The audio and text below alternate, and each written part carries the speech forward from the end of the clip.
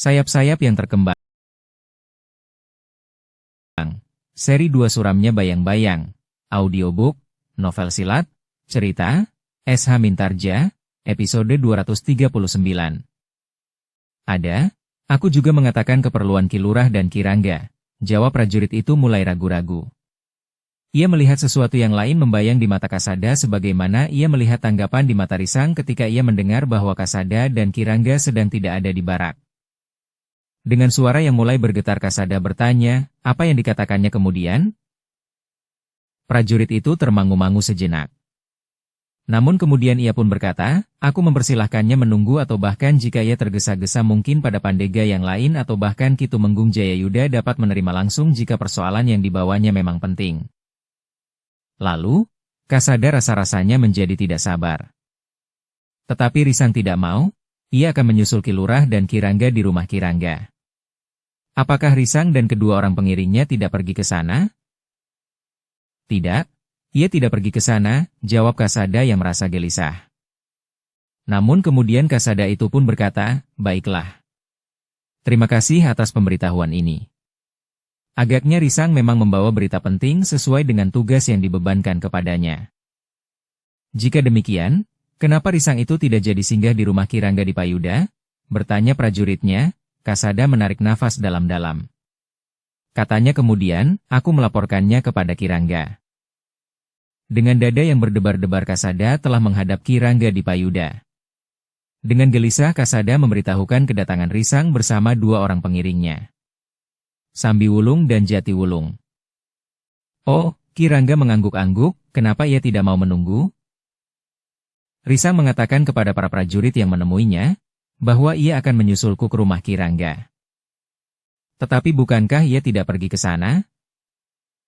Tidak, Ki Rangga, jawab Kasada, jika demikian, kita akan menunggu 1-2 hari. Mungkin ia akan kembali, tetapi mungkin juga tidak, Ki Rangga. Desis Kasada, kenapa tidak? Bukankah ia mengemban tugas dari Pajang untuk menegakkan wibawa Pajang di sekitar tanah perdikan itu? Risang tentu akan memberikan laporan tentang tugas yang dibebankan kepadanya itu. Tetapi bagaimana dengan perasaan Risang setelah ia tahu bahwa aku telah melamar Iris? Maksudmu? Bertanya Ki Rangga di Payuda. Ia akan menjadi kecewa, jawab Kasada. Ki Rangga menarik napas panjang. Kemudian ia pun berkata, ya, mungkin ia memang menjadi kecewa. Tetapi lalu apa yang harus kita lakukan? Bukankah kita tidak dapat menggantungkan segala rencana kita kepada kepentingan Risang? Ia sudah terlalu banyak membantu kita dalam tugas-tugas kita, berkata Kasada kemudian.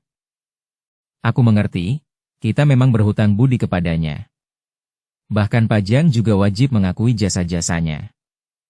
Tetapi apakah dengan demikian kita tidak wenang menentukan langkah dengan irama yang sesuai dengan keinginan kita sendiri? Apakah dengan demikian, kita harus selalu mengingatnya? Apakah ia setuju atau tidak? Apakah ia senang atau tidak? Setiap langkah kita harus minta persetujuannya? Tetapi aku harus menjelaskan kepadanya, Ki Rangga. Maksudmu? Bertanya Ki Rangga, aku akan pergi ke tanah perdikan untuk memberikan penjelasan kepada Risang. Tetapi Ki Rangga menggelengkan kepalanya. Katanya, tidak perlu, Kasada. Dalam waktu dekat ia akan datang, ia akan memberikan laporan tentang tugas yang dibebankan kepadanya itu. Jika aku pergi ke tanah perdikan, maka sekaligus aku akan dapat berbicara dengan Risang dalam rangka tugasnya. Sehingga kepergianku ke tanah perdikan akan dapat dianggap sebagai sedang bertugas. Dengan demikian, maka agaknya Ki Tumenggung tidak akan berkeberatan meskipun aku baru saja mendapat izin 2 hari. Tetapi Ki Rangga berkata, tidak sekarang Kasada. Meskipun kau dapat saja pergi atas nama tugas keprajuritanmu, tetapi rasa-rasanya masih segan untuk menyampaikannya sekarang, justru kau baru kemarin memasuki tugasmu. Sementara itu, para prajurit Pajang dikekang untuk tidak meninggalkan baraknya. Kasada menarik nafas dalam-dalam. Hampir saja ia menjawab, bahwa jika ia meninggalkan baraknya, bukankah ia juga sedang bertugas dan bukan sekedar minta izin meninggalkan barak seperti kemarin? Tetapi niat itu diurungkannya. Ki Rangga akan dapat tersinggung jika seolah-olah ia memaksanya. justru hubungannya dengan Ki Rangga bukan sekedar hubungan dalam tugas keprajuritan. Sementara itu, Ki Rangga pun berkata, Kasada, aku mengerti maksudmu, tetapi menurut pendapatku, sebaiknya kau temui Risang setelah hatinya mulai mengendap. Aku tahu, sekarang hatinya tentu sedang diguncang oleh perasaan kecewa. Kasada mengerutkan dahinya, namun kemudian ia mengangguk kecil sambil menyahut, ya, Ki Rangga. Nah, kembalilah dalam tugasmu. Sehari 2 hari kita menunggu. Aku masih berharap Risang akan datang kemari. Kasada tidak dapat membantah lagi. Lapun kemudian meninggalkan Ki Rangga kembali ke tugasnya. Meskipun demikian, namun Kasada tidak juga dapat merasa tenang. Ada semacam beban yang memberati perasaannya. Jika hati Risang terguncang, maka Kasada akan merasa bersalah. Dalam pada itu, sebenarnya lah bahwa Ki Rangga sendiri tidak dapat begitu saja mengesampingkan persoalan yang disampaikan oleh Kasada. Ki Rangga Dipayuda mempunyai hubungan yang sangat baik dengan Risang dan Kasada menjadi prajurit di bawah pimpinannya yang saat itu masih berkedudukan sebagai lurah prajurit. Tetapi Ki Rangga pun merasa bahwa ia tidak dapat berbuat lain. Ia harus memilih salah seorang di antara keduanya. Risang atau Kasada, dan ia telah memilih Kasada. Aku tidak dapat dianggap bersalah, berkata Ki Rangga Dipayuda kepada dirinya sendiri, apakah karena 2 orang anak muda bersama-sama tertarik kepada anak gadisku. Lalu aku harus mengorbankan anak gadisku karena aku tidak boleh memilih satu di antara keduanya dan membiarkan gadisku perawan sampai tua? Namun bagaimanapun juga Ki Rangga Dipayuda tidak dapat begitu saja menyingkirkan Risang dari ingatannya. Sejak hari itu, maka sikap Kasada dan Ki Rangga pun berubah. Kegembiraan yang mereka bawa pulang dari rumah Ki Rangga itu seakan-akan telah larut dari wajah-wajah mereka. Yang nampak kemudian adalah kemuraman dan bahkan kegelisahan. Tetapi para prajurit dan pemimpin kelompok dalam kesatuan yang dipimpin oleh Ki Lurah Kasada itu tidak ada yang bertanya, apa yang sebenarnya telah terjadi. Dalam pada itu, Risang di tanah perdikan Sembojan sama sekali tidak berniat untuk pergi ke Pajang. Setiap kali jantungnya melonjak, maka darahnya terasa menjadi panas mengalir di pembuluh yang mengakar di seluruh tubuhnya. Namun Risang memang mencoba untuk memenuhi keinginan ibunya, ia tidak mengambil keputusan-keputusan penting, ia tidak melepaskan para demang yang disekapnya. Ia masih juga tetap menahan tawanan-tawanannya. Sikap Risang itu justru telah berubah menjadi kasar terhadap para tawanan. Bahkan sekali-sekali Risang telah memukul mereka. Seorang tawanan yang tidak segera datang menghadapnya ketika dipanggil, telah dipukulnya hingga pingsan. Demikian pula terhadap kedua orang demang yang berada di tanah perdikan Sembojan. Risang tidak lagi menahan diri di hadapan mereka. Dengan kasar Risang membentak-bentak mereka jika jawaban-jawaban keduanya atas pertanyaan Risang tidak memuaskan. Perubahan sikap Risang itu terasa benar bukan saja bagi para tawanan, tetapi para bebahu tanah perdikan dan bahkan para pengawal yang sering berhubungan langsung dengan Risang. Wajahnya nampak gelap dan kata-katanya sering terasa menusuk perasaan orang lain. Para pengawal yang masih muda kadang-kadang merasa aneh. Beberapa orang mulai bersungut-sungut. Tetapi para bebahu yang umurnya sudah lebih tua, menanggapinya dengan hati-hati. Seorang di antara mereka berkata, tentu ada sesuatu telah terjadi atas anak muda itu. Yang lain mengangguk-angguk, bahkan seorang bekel berkata, kasihan Nyi Wiradana.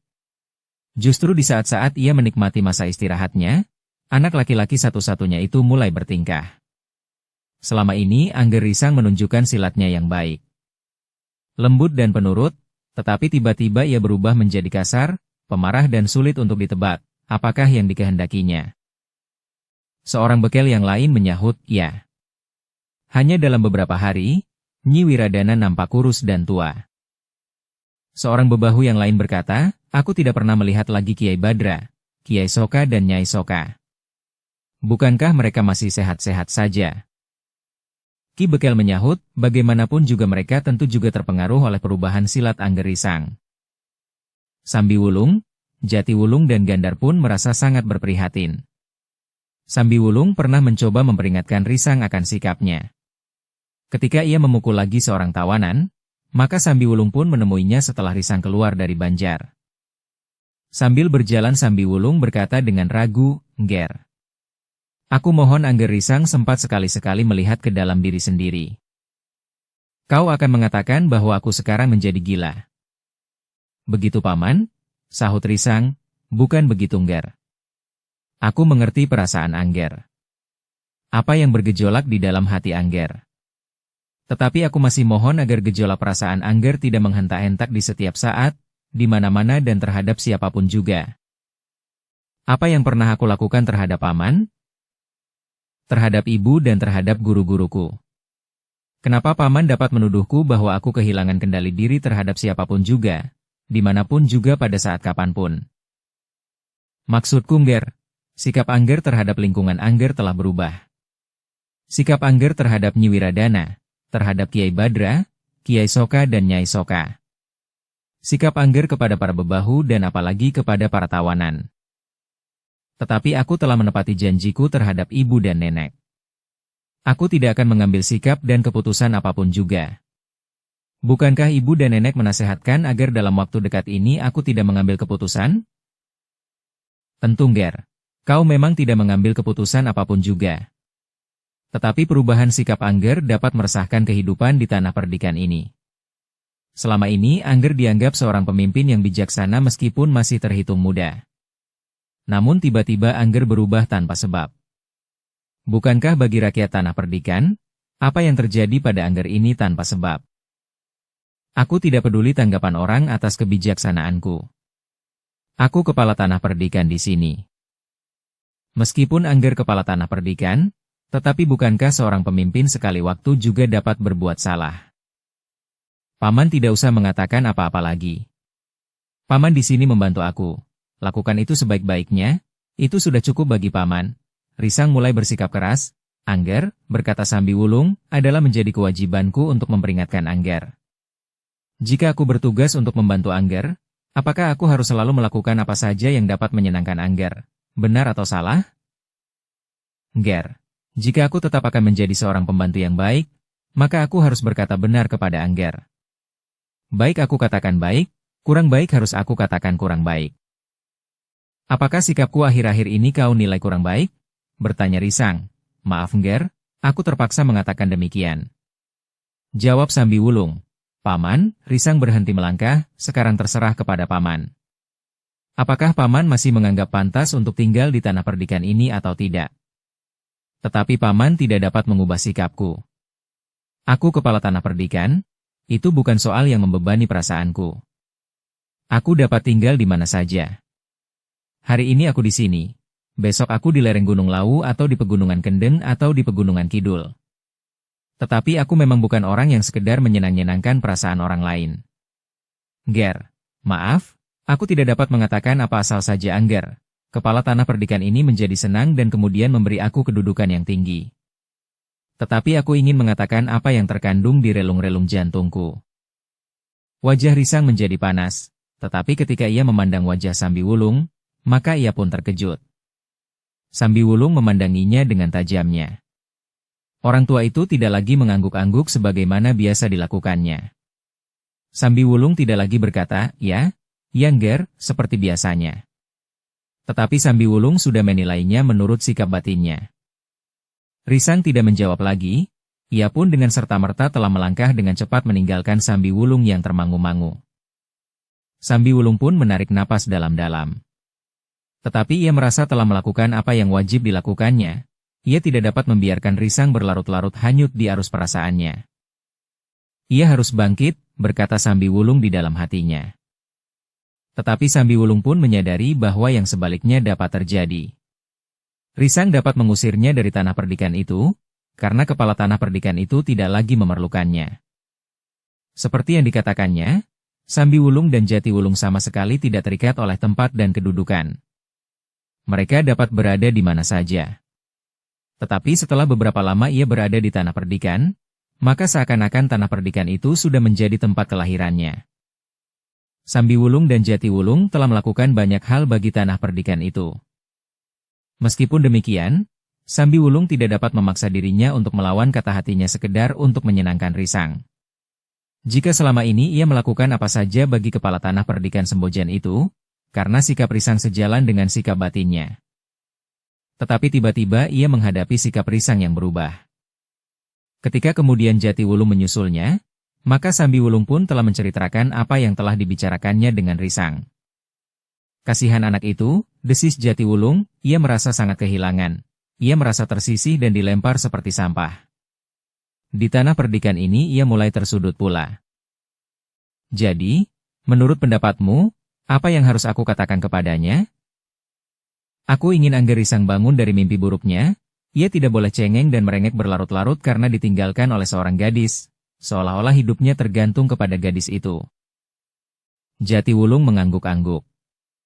Katanya, satu keadaan yang sulit bagi Risang. Tetapi seharusnya ia dapat mengatasinya. Dalam pada itu, Risang melangkah tergesa-gesa pulang. Di serambi Gandok ia melihat Gandar duduk merenung. Gandar itu pun segera bangkit ketika ia melihat Risang memasuki regol halaman seorang diri. Bahkan ketika Risang itu melihat Gandar duduk di serambi, maka ia pun telah mendekatinya. Tanpa mengatakan sesuatu maka Risang pun justru duduk di amben panjang. Gandar termangu-mangu sejenak. Namun ia pun kemudian telah duduk pula di sebelah Risang. Beberapa saat keduanya berdiam diri. Gandar memang merasa agak segan untuk mulai bertanya. Apalagi ia melihat wajah Risang yang nampak muram. Namun kemudian Risanglah yang bertanya kepadanya, Paman Gandar, apakah benar aku telah berubah di saat terakhir? Apakah sikap dan tingkah lakuku menjadi kurang baik? Gandar terkejut, ia tidak mengira bahwa ia akan mendapat pertanyaan seperti itu. Karena itu, maka untuk beberapa saat ia tidak segera menjawab. Risanglah yang kemudian mendesaknya, katakan, apakah aku berubah menjadi semakin buruk pada saat-saat terakhir justru setelah aku banyak ikut menyelesaikan beban yang ditanggung oleh Pajang? Gandar tidak dapat mengelakkan pertanyaan itu. Dengan ragu Gandar justru bertanya, apakah aku harus menjawab sesuai dengan tanggapan nuraniku? Kenapa kau bertanya begitu? Dahi Risang nampak berkerut, Gandar menjadi semakin berdebar-debar. Namun kemudian ia pun berkata, sulit bagiku untuk menjawab pertanyaanmu. Kenapa? Desak Risang. Gandar menarik nafas dalam-dalam. Baru kemudian ia menjawab, sebenarnya lah kau telah berubah. Tetapi aku tahu, kenapa kau berubah. Menurut pendapatmu, aku menjadi semakin baik atau semakin buruk pada saat-saat terakhir? Risang, berkata Gandar yang sejak Risang masih kanak-kanak telah menjadi pemomongnya, pada saat-saat terakhir kau telah hanyut dalam arus perasaanmu. Risang termangu-mangu sejenak. Namun ia pun kemudian telah menundukkan kepalanya. Risang mengenal Gandar sebagai seorang yang jujur, ia tidak memiliki pamrih pribadi apapun, sehingga apa yang dikatakannya itu benar-benar tanggapan nuraninya atas dirinya. Dalam pada itu telah terngiang kembali kata-kata Sambiwulung. Meskipun dengan istilah yang lain, tetapi apa yang dikatakan Gandar itu tidak terlalu jauh maksudnya dari apa yang dikatakan oleh Sambiwulung. Sejenak Risang duduk merenungi dirinya sendiri. Namun kemudian ia pun berkata di dalam hatinya, apakah orang lain memperhatikan bahwa hatiku telah hancur karena sikap Kirangga Dipayuda, Kasada dan Riris? Mereka hanya mengatakan, bahwa mereka dapat mengerti. Apa artinya sekedar dapat mengerti saja? Tiba-tiba saja Risang itu bangkit. Ketika Gandar juga bangkit berdiri, Risang sudah melangkah meninggalkan serambi Gandok, naik ke pendapa dan hilang di balik pintu peringgitan masuk ke ruang dalam. Risang itu pun langsung menuju ke biliknya. Dijatuhkannya tubuhnya di pembaringan. Meskipun Risang memejamkan matanya, tetapi sulit baginya untuk dapat tidur. Apalagi udara terasa panas, tetapi Risang masih saja tetap berbaring. Nyi Wiradana menjadi semakin berprihatin melihat keadaan anak laki-lakinya. Dan hari ke hari, Risang tidak menjadi semakin tenang. Tetapi ia justru nampak semakin gelisah dan melakukan tindakan-tindakan yang dapat meresahkan banyak orang. Setiap kali Nyi Wiradana berusaha untuk berbicara, maka Risang selalu berkata, bukankah aku tidak mengambil keputusan apa-apa? Dari Sambiwulung, Jatiwulung dan Gandar, bahkan dari beberapa orang bebahu, Nyi Wiradana mendapat laporan, bahwa Risang semakin larut dalam gejolak perasaannya. Di dalam biliknya, jika Nyi Wiradana mulai membaringkan tubuhnya, maka angan-angannya selalu menerawang ke masa depan anaknya. Kekecewaan yang sangat itu akan dapat mempengaruhi jalan dan bahkan pandangan hidupnya. Risang nampaknya sudah mulai tidak percaya kepada budi baik dan bahkan pengorbanan bagi orang lain. Risang merasa bahwa budi baik dan pengorbanannya adalah sia-sia. Bahkan akibatnya sangat menyakitkan. Buat apa seseorang harus berbuat baik kepada orang lain? Buat apa aku harus bersusah payah menaruh belas kasihan kepada seseorang atau justru memberikan pengorbanan, berkata Risang dalam satu pembicaraan dengan ibunya, semua itu tidak ada artinya. Kebaikan seseorang adalah embun yang menitik di malam hari. Jika matahari terbit, maka embun itu hilang tidak berbekas. Kebaikan, pertolongan dan pengorbanan itu harus diberikan dengan ikhlas sengger. Seperti matahari yang memancarkan sinarnya. Bukit, lembah, ngarai, padukuhan dan bahkan lautan dihangatkannya dengan sinarnya untuk membantu berlangsungnya kehidupan. Tetapi matahari itu sama sekali tidak menuntut apapun dari isi bumi ini. Matahari tidak memerlukan apapun bagi dirinya. Ia mempunyai segala-galanya yang diperlukan. Ia tidak membutuhkan bumi. Tidak membutuhkan gunung atau lautan. Ia tidak membutuhkan bulan atau bintang. Panasnya justru lebih dari yang diperlukan bagi dirinya sendiri. Jawab Risang, tetapi aku tidak. Aku memerlukan beras, air, panas matahari, kehormatan dan kawan hidup.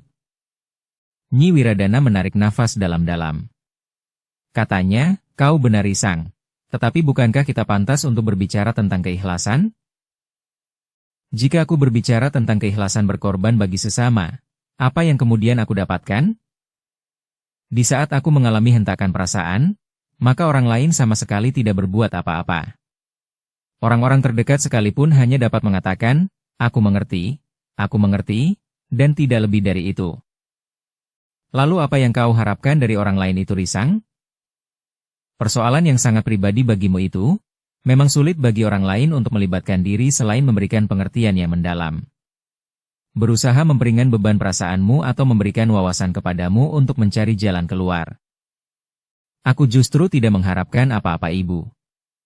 Aku hanya ingin agar tidak seorang pun yang menghambat usahaku memecahkan persoalan pribadiku. Ibunya menarik nafas panjang, ia memang tidak dapat bersikap keras terhadap anaknya. Sebagaimana dikatakan oleh Sambi Wulung, Jati Wulung dan Gandar, bahwa Risang sudah mulai merasa disudutkan di tanah perdikannya sendiri. Orang-orang di sekitarnya mulai menudingnya bahwa ia sudah berubah menjadi semakin buruk. Beberapa orang mulai menganggapnya menimbulkan keresahan dan hanyut dalam arus perasaannya. Karena itu, maka Nyi Wiradana tidak ingin semakin menjauhkan anaknya dari orang-orang di sekitarnya. Dengan demikian, jika Risang mulai menunjukkan sikapnya yang keras, Nyi Wiradana justru menjadi semakin lembut dan bahkan kemudian diam.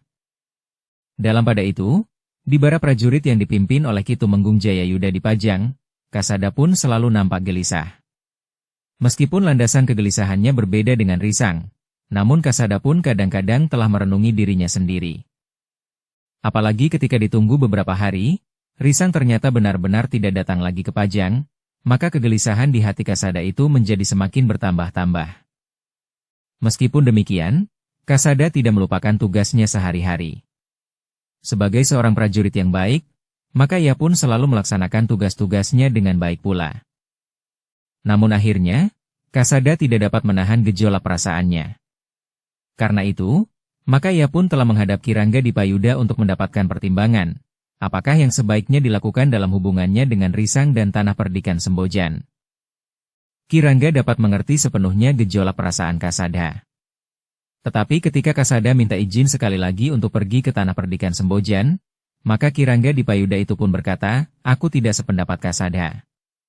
Kau dan Risang adalah anak-anak muda yang darahnya masih mudah mendidih. Karena itu, maka biarlah kita memakai cara lain untuk mengetahui perasaan Risang yang agaknya memang sedang bergejolak. Maksud Ki Rangga? Bertanya Kasada. Aku akan minta agar Ki Tumenggung mengirimkan utusan ke tanah perdikan Sembojan dengan resmi untuk memanggil Risang. Kepala tanah perdikan itu diminta datang untuk memberikan laporan atas hasil kerjanya berdasarkan surat kekancingan yang diberikan kepadanya. Jika nanti Risang datang, biarlah aku yang menemuinya. Bagaimanapun juga, pembicaraan Risang dengan orang tua akan berbeda dengan pembicaraan anak-anak muda. Kasada menarik napas dalam-dalam. Tetapi seperti sebelumnya, ia tidak dapat memaksa agar Ki Rangga mengizinkannya pergi. Seperti yang dikatakannya, maka Kirangga Dipayuda pun telah menghadap Ki Tumenggung Jayayuda. Kirangga mengingatkan Ki Tumenggung akan tugas yang pernah dibebankan kepada Kepala Tanah Perdikan Sembojan, yang sampai saat terakhir belum memberikan laporan kepada Pajang. Bukankah kita tidak tergesa-gesa? Kirangga, sahut Ki Tumenggung, Kepala Tanah Perdikan itu tentu memerlukan waktu untuk menyelesaikan tugasnya. Dalam surat kekancingan itu juga tidak disebut batas waktu yang diberikan kepada Kepala Tanah Perdikan Sembojan itu. Tetapi ia beberapa waktu yang lalu pernah datang kemari, Ki Tumenggung, justru pada saat Kasada dan aku tidak ada di barak. Ya, Ki Tumenggung mengangguk-angguk. Katanya, tetapi kenapa Kepala Tanah Perdikan itu tidak langsung menemui aku? Kirangga Dipayuda termangu-mangu sejenak. Ada kebimbangan di hatinya untuk mengatakan persoalan yang sebenarnya sedang dihadapinya. Tetapi Kirangga Dipayuda merasa perlu untuk menyampaikannya. Seandainya Risang tidak segera datang, maka Ki Tumenggung akan dapat mengerti sehingga tidak timbul salah paham terhadap sikap Risang. Karena itu, betapapun beratnya, Kirangga Dipayuda itu pun akhirnya menyampaikan juga persoalan yang sebenarnya sangat pribadi itu kepada Ki Tumenggung. Aku sampaikan persoalan ini khusus kepada Ki Tumenggung, karena persoalannya yang sangat pribadi, berkata Kirangga kemudian. Ki Tumenggung adalah seorang yang umurnya sudah merambat semakin tua. Karena itu, dengan hati seorang yang sudah matang, ia menerima keterangan yang diberikan oleh Kirangga Dipayuda yang juga bukan anak-anak lagi. Meskipun persoalannya adalah sangat pribadi, tetapi Ki Tumenggung menerimanya dengan sikap yang terbuka. Baiklah, Kirangga, berkata Ki Tumenggung, jika persoalannya akan dikaitkan dengan kepentingan Kasada. Aku akan menghadap untuk mohon disahkannya 2 orang yang akan aku tunjuk untuk memanggil Kepala Tanah Perdikan Sembojan. Jika ada persoalan yang timbul, Ki Tumenggung, aku mohon kelapangan hati Ki Tumenggung, untuk menimbang dengan takaran yang lain. Menurut pendapatku, pada dasarnya Risang adalah seorang anak muda yang baik. Aku sependapat, Kirangga. Kepala Tanah Perdikan yang masih muda itu memang seorang pantas untuk mendapat pujian. Untunglah Kirangga bersedia memberi keterangan tentang persoalan pribadinya, sehingga segala sesuatunya akan dapat menjadi bahan pertimbangan. Aku mengucapkan terima kasih, Ki Tumenggung. Sebenarnya lah aku menjadi bingung. Bagaimanapun juga aku tentu harus memilih satu di antara kedua orang anak muda itu. Ki Tumenggung mengangguk-angguk. Katanya, aku membantu Kirangga sejauh kemungkinan yang dapat aku lakukan. Bukan sekedar dalam wewenangku sebagai senapati di barak ini. Tetapi juga sebagai orang tua yang mempunyai anak seorang gadis. Kirangga, aku harus juga mulai berpikir tentang anak gadisku. Apa yang terjadi pada Kirangga, akan dapat menjadi pengalaman bagiku. Dengan demikian, maka Kirangga Dipayuda itu mulai berpengharapan dapat berbicara langsung dengan Risang. Kirangga menganggap bahwa sebaiknya, Kirangga sendiri yang berbicara dan memberikan penjelasan kepada Risang.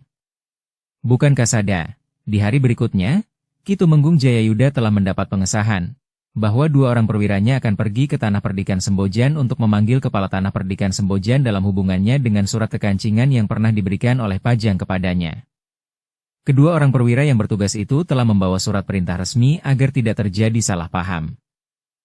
Meskipun demikian Ki Tumenggung itu berpesan, kalian hanya bertugas untuk memanggil Kepala Tanah Perdikan itu. Apapun jawabnya, kalian sampaikan saja kepadaku. Baik Ki Tumenggung, jawab keduanya. Ketika keduanya berangkat menjelang fajar di hari berikutnya, Kasada sempat melihat keduanya menuntun kudanya sampai ke pintu gerbang. Kemudian keduanya meloncat ke punggung kuda dan berpacu menembus keremangan dini hari. Kasada menarik napas dalam-dalam. Seperti Kirangga Dipayuda, maka Kasada pun berpengharapan bahwa Risang akan bersedia datang menemui Ki Tumenggung Jayayuda, memberikan laporan tentang hasil tugasnya sesuai dengan surat kekancingan yang telah diterimanya. Mudah-mudahan Kirangga dapat menjelaskan persoalannya, sehingga tidak ada masalah lagi antara aku dan Risang. Bagaimanapun juga, Kasada memang menaruh hormat kepada Risang. Bukan saja karena Risang telah membantu tugasnya dengan mempertaruhkan nyawanya, tetapi juga karena Risang adalah saudara tuanya meskipun jaraknya tidak terlalu jauh. Lebih dari itu, bahwa Risang dan ibunya, dengan ikhlas telah memaafkan ibunya yang lelah menimbun dosa, sehingga seakan-akan tidak lagi pantas dimaafkan. Hari-harinya dijalaninya dengan gelisah oleh Kasada. Dalam pada itu, Kedua orang utusan dari Pajang itu telah berpacu dengan cepat ke tanah perdikan Sembojan. Namun sebagaimana perjalanan orang lain yang menempuh jarak yang panjang itu, maka keduanya harus berhenti dan beristirahat di perjalanan. Bukan saja karena keduanya menjadi haus dan lapar, tetapi kuda-kuda mereka pun menjadi letih. Demikianlah, maka ketika mereka sampai di rumah kepala tanah perdikan Sembojan, Gandar yang menerimanya memang menjadi agak terkejut. Dipersilahkannya keduanya duduk di peringgitan. Kami prajurit Pajang yang mendapat perintah untuk menemui kepala tanah perdikan Sembojan, berkata salah seorang dari keduanya. Gandar mengangguk-angguk, dengan jantung yang gelisah ia pun berkata, "Silahkan duduk, Kisanak. Aku akan menyampaikannya kepada kepala tanah perdikan Sembojan." Tetapi Gandar tidak segera menemui Risang. Gandar justru menemui Nyi Wiradana. "Baiklah," berkata Nyi Wiradana, "beritahu Risang. Aku akan menemui mereka pula." Gandar mengangguk-angguk, ia memang berharap agar Nyi Wiradana bersedia ikut menemui kedua orang utusan dari Pajang itu. Tanpa Nyi Wiradana maka sikap Risang akan dapat menimbulkan salah mengerti. Risang pun terkejut ketika Gandar memberitahukan kepadanya bahwa ada dua orang prajurit Pajang yang datang untuk menemuinya. Dengan nada berat ia bertanya, "Untuk apa mereka datang kemari?" "Aku tidak tahu. Mereka belum mengatakan apa-apa. Tetapi sekarang Nyi Wiradana telah menemui mereka sambil menunggumu."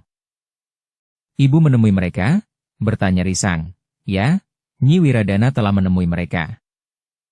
"Kenapa ibu justru lebih dahulu menemui mereka?" "Siapakah yang mereka cari? Ibu atau kepala tanah perdikan ini?" "Kepala tanah perdikan Sembojan," jawab Gandar. "Jika demikian, tidak seharusnya ibu menemuinya jika tidak aku minta. Apalagi justru mendahului aku. Sambil menunggumu, biar saja mereka menunggu aku sampai besok sekalipun. Jika mereka tidak sabar, biarlah mereka pergi." Gandar tidak berkata apa-apa lagi. Jika ia masih menjawab lagi, maka Risang akan menjadi semakin marah dan barangkali ia akan membentak-bentaknya. Dalam pada itu, kedua orang prajurit yang mendapat tugas untuk menemui Risang itu adalah prajurit-prajurit yang telah pernah mengenal tanah perdikan itu. Karena itu, mereka pun tahu bahwa Nyi Wiradana, ibu kepala tanah perdikan itu, pernah memangku jabatan kepala tanah perdikan untuk waktu yang terhitung lama. Karena itu, maka ketika Nyi Wiradana itu menemui mereka, maka baik Nyi Wiradana maupun kedua orang perwira prajurit itu tidak merasa canggung lagi. Keduanya memang berbicara tentang tanah perdikan Sembojan dan perkembangannya di saat-saat terakhir. Tetapi kedua orang prajurit itu masih belum menyinggung tugas yang mereka emban. Baru sejenak kemudian Risang keluar dari ruang dalam dan duduk pula di peringgitan bersama mereka. Wajahnya nampak bersungguh-sungguh. Tidak nampak senyum di bibirnya sebagaimana sering diperlihatkannya. Kedua orang prajurit itu terkejut ketika tiba-tiba saja Risang itu bertanya, "Tugas apa yang kalian bawa kemari?" Keduanya saling berpandangan sejenak. Seorang di antara keduanya, meskipun ia seorang prajurit, namun ia masih juga berpijak pada tatanan unggah-ungguh. Karena itu, maka ia pun kemudian menjawab, "Kedatangan kami kemari, mengemban tugas untuk pertama, mengunjungi dan menengok keselamatan dan kesejahteraan keluarga kepala tanah perdikan Sembojan beserta rakyatnya. Kedua, untuk menyampaikan salam sejahtera dari para pejabat di Pajang termasuk Ki Tumenggung Jayayuda, Ki Rangga Dipayuda dan Ki Lurah Kasada." Risang mengerutkan dahinya, kata-kata itu terasa menggelitik jantungnya. Menurut pendapatnya, kata-kata itu tidak perlu diucapkan oleh seorang prajurit yang bertugas. Dalam kegelisahan dan ketidaksabaran, Risang beringsut setapak. Tetapi ia sama sekali tidak menjawab. Bahkan seolah-olah tidak mendengarnya. Prajurit itu memang merasa bahwa sikap kepala tanah perdikan itu agak berbeda dengan sikap yang pernah dikenalnya sebelumnya. Namun prajurit itu masih meneruskan kata-katanya. Yang ketiga, kami mendapat tugas untuk melihat langsung tatanan kehidupannya. Kepala perdikan ini setelah diguncang oleh arus perdagangan gelap yang sempat mengganggu putaran perdagangan di tanah perdikan ini. Semuanya sudah aku selesaikan, jawab Risang, kalian terlambat datang. Kalian tidak akan menemukan apa-apa lagi di sini sekarang dalam hubungannya dengan perdagangan gelap itu. Risang, Nyi Wiradanalah yang menyahut, yang ingin dilihat oleh para prajurit dalam tugasnya itu adalah tata kehidupan sesudah terjadi goncangan-goncangan. Apa sudah tenang kembali atau belum? Bagaimana pengaruhnya?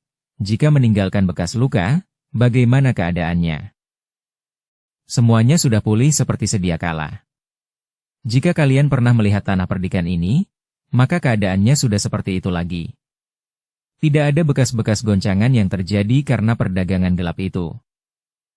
Syukurlah, jawab prajurit itu dengan nada yang mulai berubah. Lalu katanya pula, yang penting kedatanganku mengemban tugas untuk memanggil kepala tanah perdikan Sembojan, menghadap di Pajang, lewat Ki Tumenggung Jayayuda.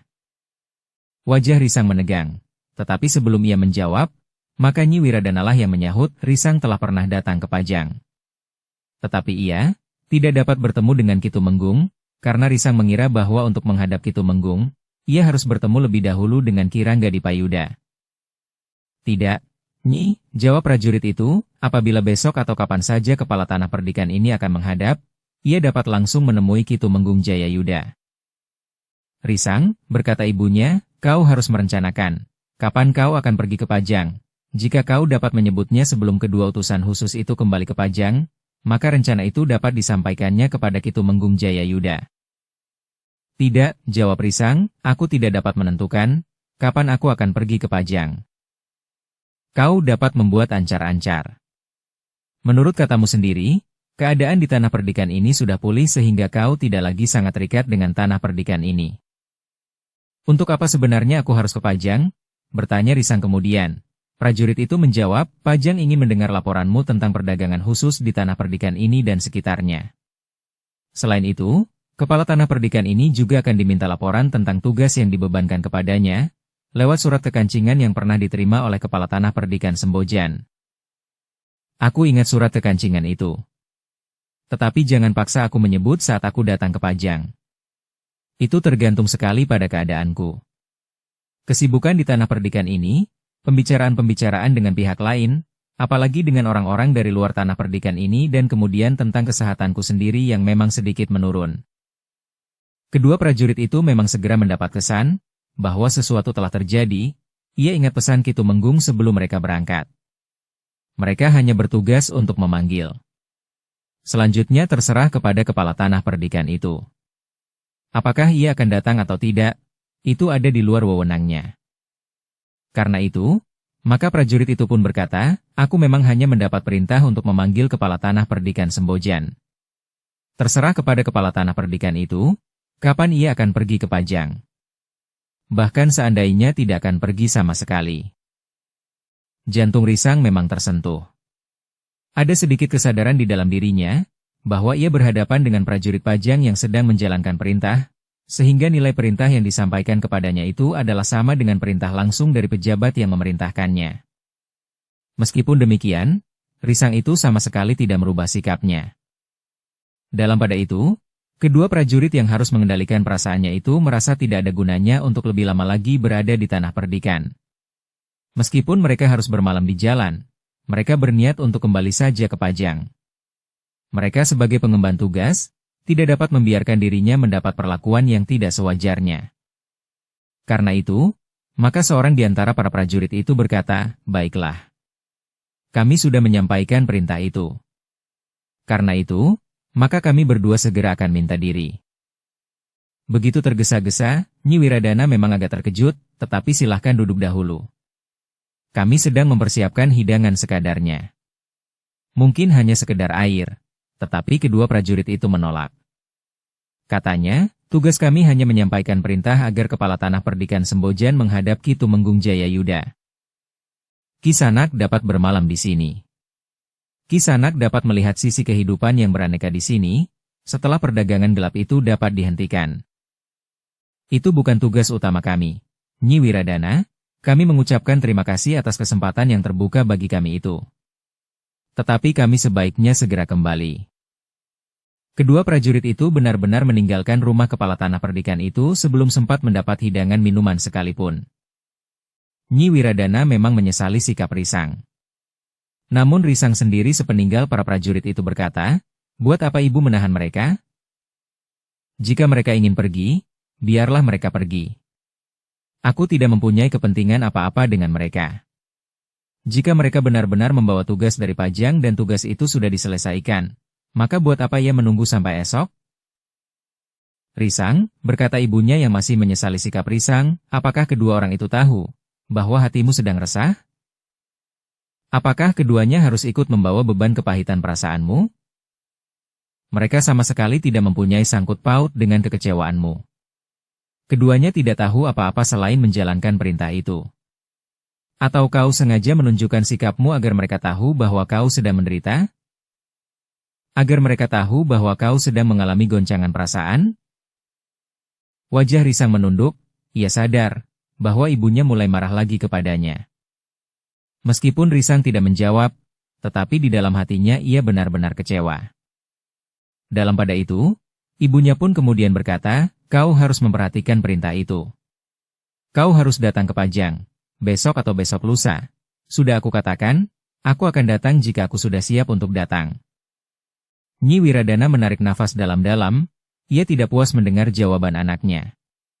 Tetapi ia tidak dapat bersikap lebih keras lagi. Risang yang merasa semakin terpisah dari lingkungannya itu, akan menjadi semakin jauh daripadanya. Anak muda itu akan menjadi lebih berbahaya jika ia kemudian benar-benar merasa sendiri. Setiap orang akan dianggapnya sebagai lawan yang harus dihadapinya.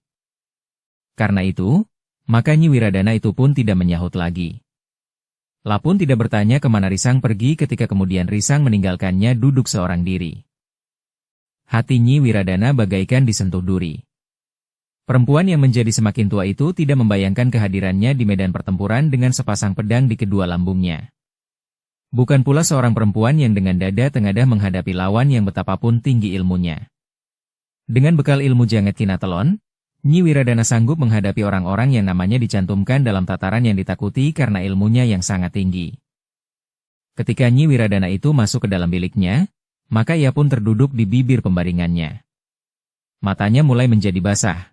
Betapapun keras hati perempuan itu, namun Nyi Wiradana itu tidak dapat menahan isaknya lagi.